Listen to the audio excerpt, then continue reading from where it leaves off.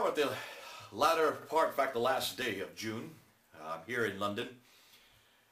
This last week, on Tuesday of this last week, was a very troubling documentary on BBC Radio, Radio 4, concerning honor killing.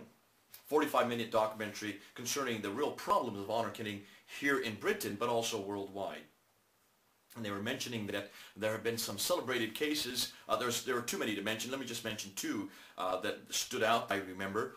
One what concerned three men that have just been arrested or just been found guilty in the last 2 weeks, who had killed a young 20-year-old named Banaz Mahmoud.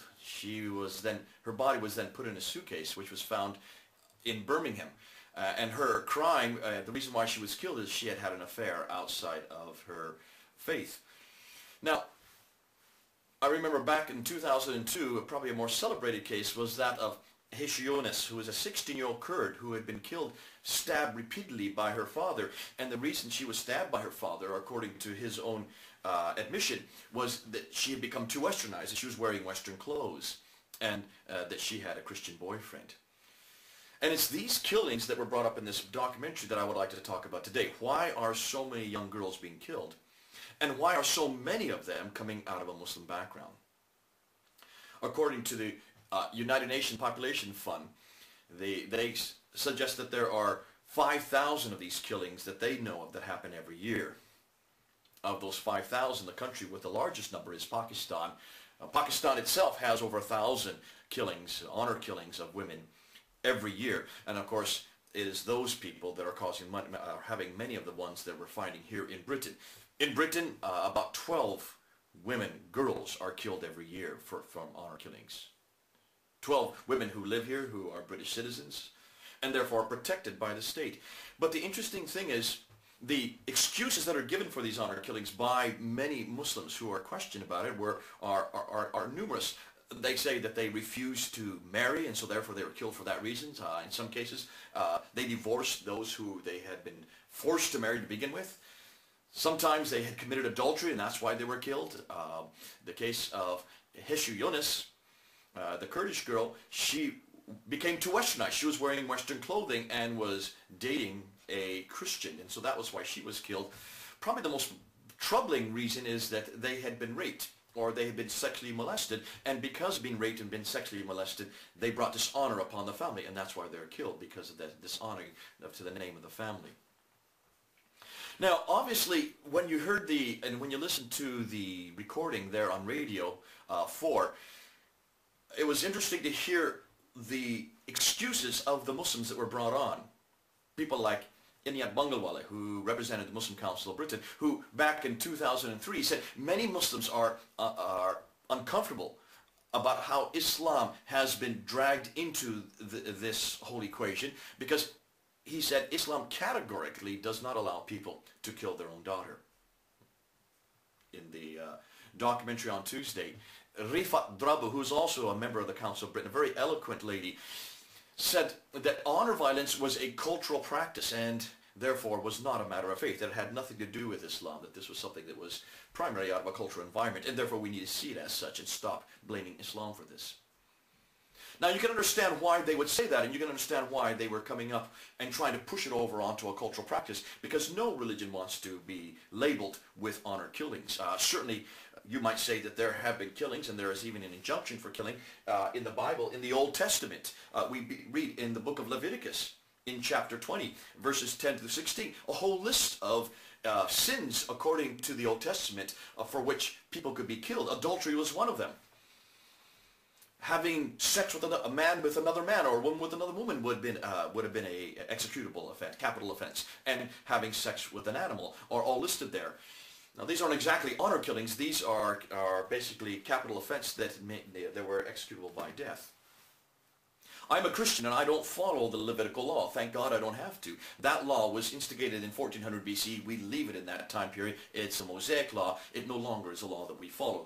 What we follow as Christians is the New Testament, and who we follow is Jesus Christ. And nowhere in the New Testament, nowhere is there any injunction about us killing anybody. No matter what the crime is, we are not permitted to kill. Thank God that we have the New Covenant, the New Testament, and that is one reason why rarely do you see any honor killings in Christian environment. Seems to suggest, obviously, that Christians are following their scriptures, are following their paradigm. But certainly, Iniak Bangawala and Refat Drabu are bringing up a good point, and that is this not just a cultural manifestation, and should we be blaming in Islam, regardless of the fact that so many come out of the Islamic environment? Is it because of their scriptures? Now, to answer that, we need to go back to the scriptures. We need to go back to the Qur'an. I've got a Qur'an here, and I want to go and open up to Surah 18. That's Book 18, reading primarily from verse 65 to 81. If you have the time, read it on your own. We don't have time to go through all those verses. Basically, it's a scenario of Musa, who is the prophet Moses, talking to this mysterious character named Khidr. Khidr, we don't know who Khidr is. He sounds almost like a Melchizedek type of character. But he comes to show Musa how he is to live, and he follows him. Musa follows him, and while he is walking with him, he suddenly scuttles a boat, and it doesn't say why he scuttles that boat. And then in verse 74 is the troubling verse, which says, then they both proceeded, that's both Musa, Moses, and Khidr, till they met a boy, and he, Khidr, killed him. Musa, or Moses, said, have you killed an innocent person who had killed none? Verily, you are committing a thing. Nukr. Nukr means basically a prohibited, an evil, a dreadful thing. So Musa questions him, why have you killed this little boy? Now, Khidr doesn't answer right away. It's not till later on in verse 80 that he finally gives the answer. And this is, I'll quote what the Quran says. And as for the boy, his parents were believers, and we feared lest he should oppress them by rebellion and disbelief. So we intended that the Lord should change him for them for one better in righteousness and near to mercy, verse 81. Stop and look and see what these two verses are saying, 74 and 80 especially. Verse 74 and 80 are suggesting that Khidr killed this boy because he was going to be a rebellious boy. Therefore, it was legitimate to kill him. Why?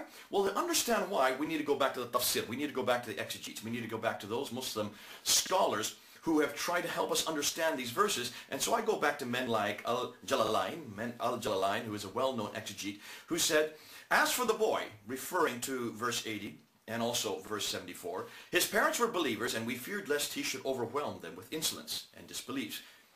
For he is, as described by the hadith of Muslim, he was incorrigibly disposed to disbelief. And had he lived, this disposition of his would have oppressed them, that means the parents, because of their love for him. They would have followed him in such a path or such a disbelief. Therefore, it was legitimate for Khidr to kill him.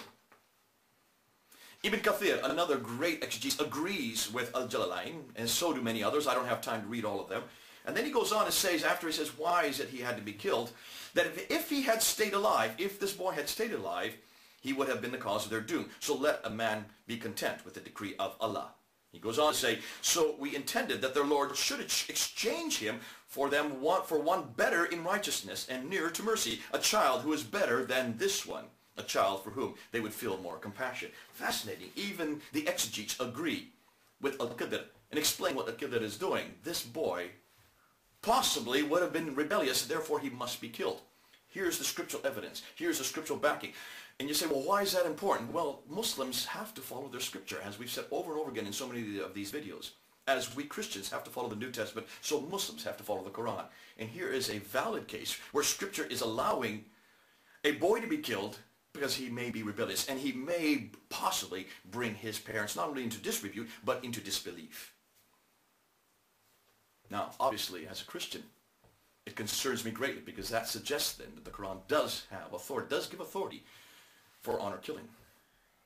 This is going to disturb some of you Muslims who are listening to this. I know I'm going to get an awful lot of reaction. I don't think anybody's ever brought this verse public like this, and I don't think anybody's ever suggested before exactly what this verse is saying. The Quran is very powerful. It is your authority. You've got to deal with these verses. You've got to deal with your exegetes. Even your exegetes admit that this boy should have been killed. Can you then understand then why so many families today are doing just that? It's because of your Quran. I know that's going to open up a huge debate. Let's continue it, and let's see where we go from there. This is Jay then, over and out.